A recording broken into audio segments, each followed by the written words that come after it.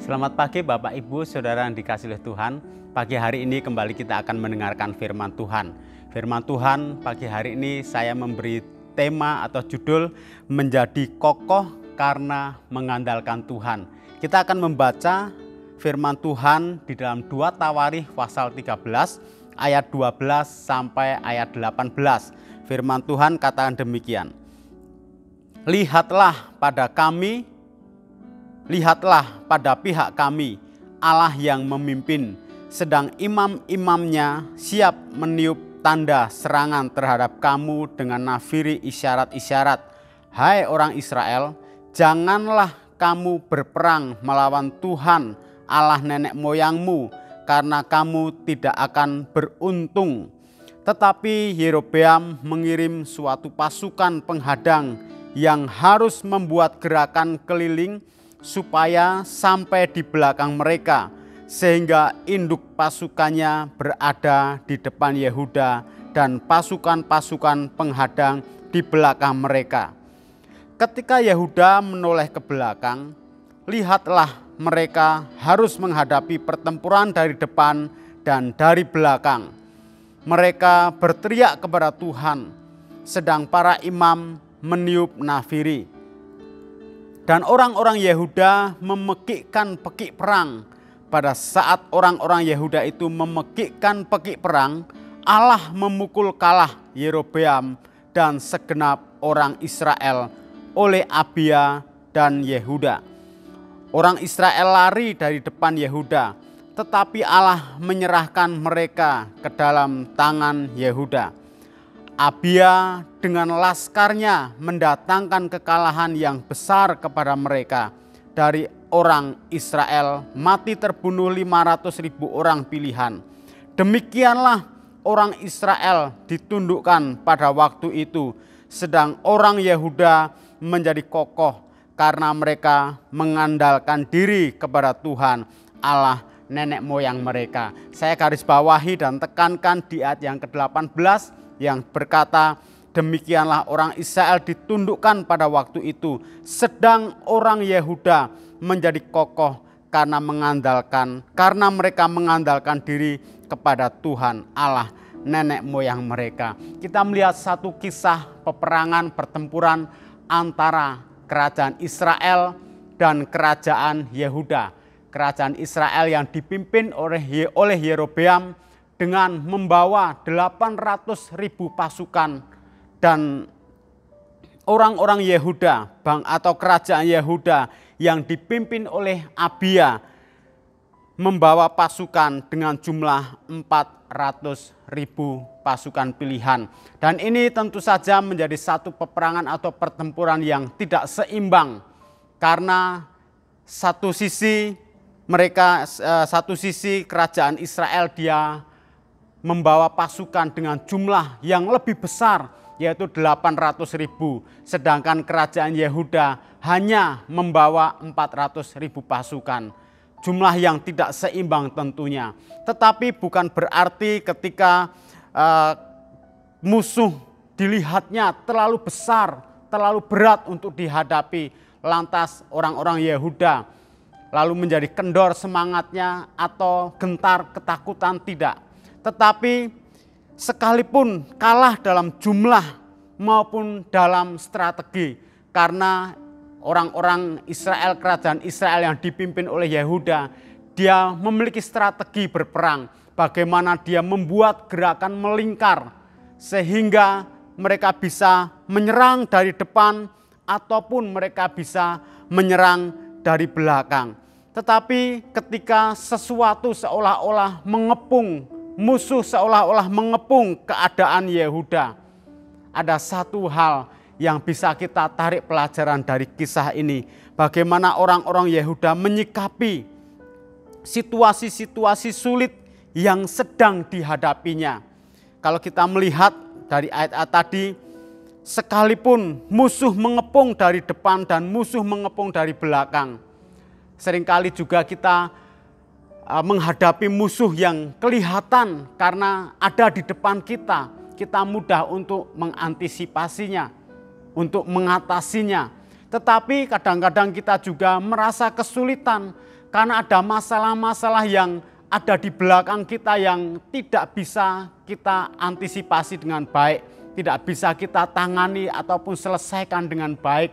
Tetapi ketika sesuatu yang sulit itu kita hadapi, kita bisa mencontoh teladan dari orang-orang Yehuda. Ini yang Yehuda lakukan, Abia lakukan ya dengan pasukannya ketika mereka menghadapi musuh baik yang menyerang dari depan maupun musuh yang menyerang dari belakang. Abia dia berteriak, artinya dia berseru kepada Tuhan, sehingga ketika Abia dan seluruh pasukan Yehuda berteriak atau berseru kepada Tuhan, maka Allah memukul kalah musuh mereka. Artinya ketika kita mengandalkan Tuhan, inilah sikap yang dimiliki oleh Abia beserta dengan pasukan Yehuda. Ketika dia menghadapi kesulitan, dia berseru kepada Tuhan, membuktikan bahwa dia mengandalkan diri kepada Tuhan. Dia tidak mencari pertolongan dari pihak lain ataupun dia mengandalkan kemampuannya. Tidak, tetapi yang pertama-tama dia lakukan yaitu dia berseru kepada Tuhan. Musuh memang memakai strategi yang bisa saja diperhitungkan untuk bisa mengalahkan kita. Yehuda mungkin di pihak yang lemah, tetapi ketika mereka berseru kepada Tuhan, justru seruan kepada Tuhan atau sikap mengandalkan Tuhan ini membuat Yehuda beserta dengan Abia menjadi pasukan yang kuat, menjadi pasukan yang kokoh. Kokoh artinya mampu bertahan.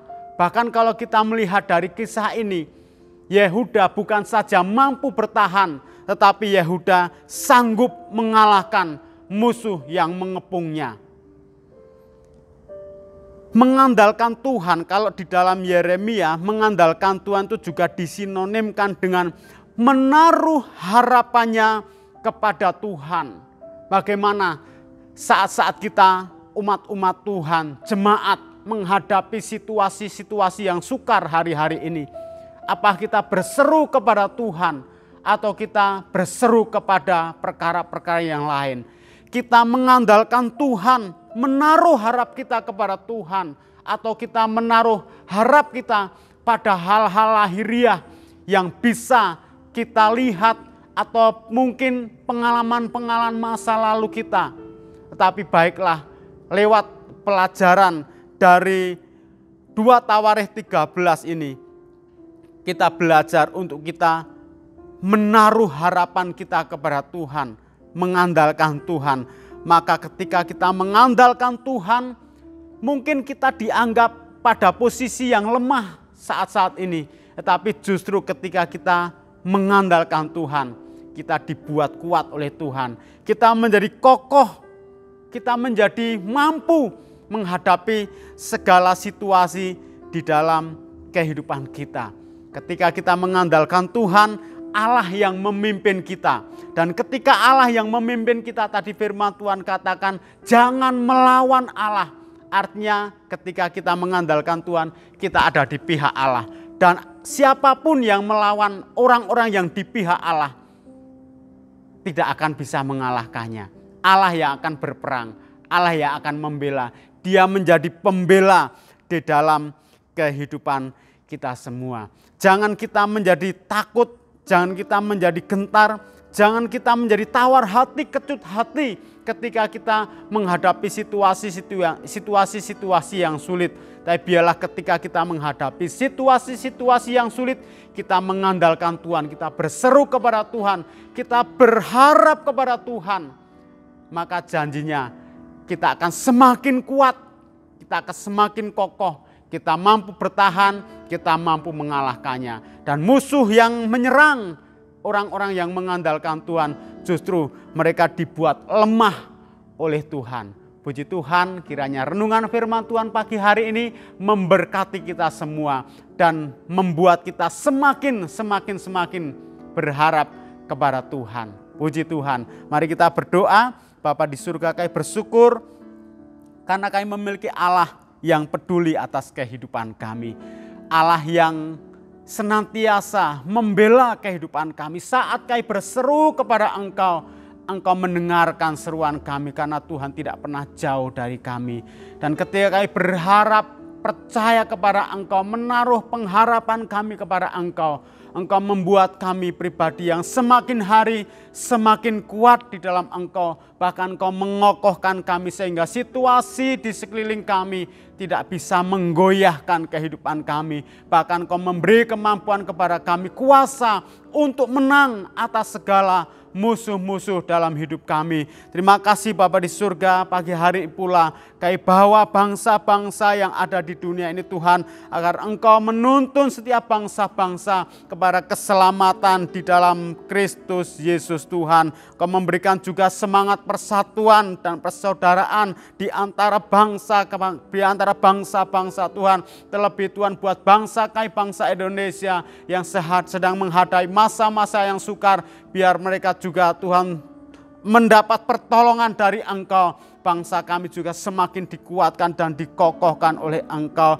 Memberkati Tuhan di masa-masa pembatasan sosial ini, umat Tuhan mereka boleh mengalami kuasa Tuhan menjadi semakin nyata di dalam kehidupan mereka. Campur tangan Tuhan menjadi bagian dari kehidupan jemaat-jemaat Tuhan. Dari anak-anak sampai mereka yang sudah lanjut usia sekalipun, mereka mengalami kasih Tuhan yang sempurna.